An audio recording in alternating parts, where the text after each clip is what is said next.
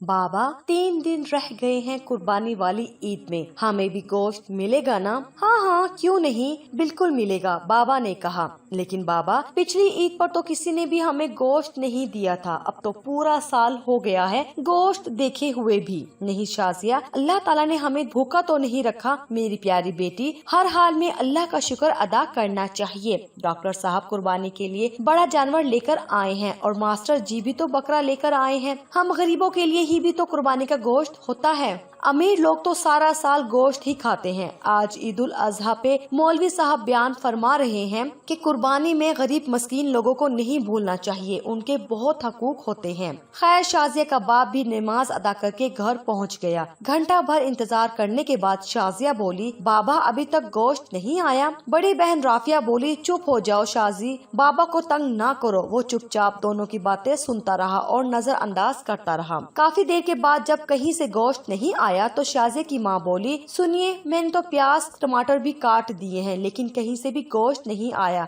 कहीं भूल तो नहीं गए हमारी तरफ गोश्त भिजवाना? आप खुद जाकर मांग ले। शाजिया की माँ, तुम्हें तो पता है आज तक हमने कभी किसी से नहीं मांगा, अल्लाह कोई न कोई सबब पैदा करेगा। दोपहर गुजरने के बाद शाजिया के इसरार पर पहले डॉक्टर साहब के घर गए और बोले, डॉक्टर साहब मैं आपका पड़ोसी हूँ, क्या कुर्बानी का गोश्त मिल सकता है? ये सुनना था कि डॉक्टर साहब का रंग लाल पीला होने लगा और हकारत से बोले, पता नहीं कहां कहां से आ जाते हैं गोश्त मांगने। गुस्से से दरवाजा बंद कर दिया। तौहीन के एहसास से उसकी आंखों में आंसू आ गए और भोजल कदमों से चल पड़ा। रास्ते में मास्टर जी के घर की तरफ कदम उठे और वहाँ भी वही दस्ते सवाल। मास्टर जी ने गोश्त का सुनकर अजीब सी नजरों से देखा और चले गए। थोड़ी देर बाद बाहर आए तो शापर देकर जल्दी से अंदर चले गए, जैसे उसने गोश्त मांगकर गुनाह कर दिया हो। घर पहुंचकर देखा तो सिर्फ हड्डियां और चर्बी। खामोशी से उठकर कमरे में चले गए और खामोशी से रोने लग गए। बीवी आई और बोली, कोई बात नहीं, आप गमगीन ना हो, मैं चटनी बना लेती हूँ।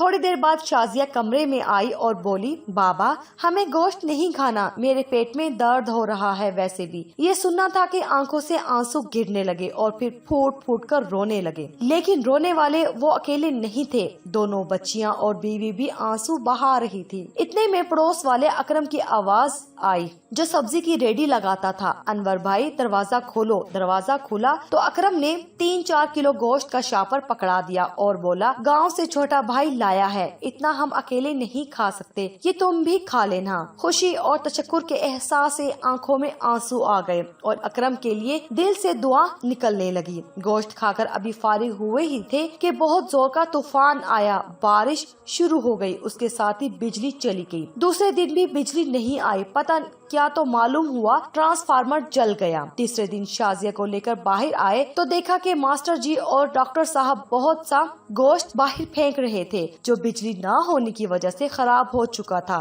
और उस पर कुत्ते झपट रहे थे। शाजिया बोली, बाबा क्या कुत्तों के लिए कुर्बानी की थी? वो शाजिया का चेहरा देखते रह गए और मास्टर जी और डॉक्टर साहब ने ये सुनकर गर्दन झुका ली। खुदारा एहसास करे गरीब और मस्कीन लोगों का, ये सिर्फ तहरीर ही नहीं, अपने आसपास खुददार मसाकीन की जरूरतों से हमा वक्त आगाह रहने की दरख्वास्त भी है।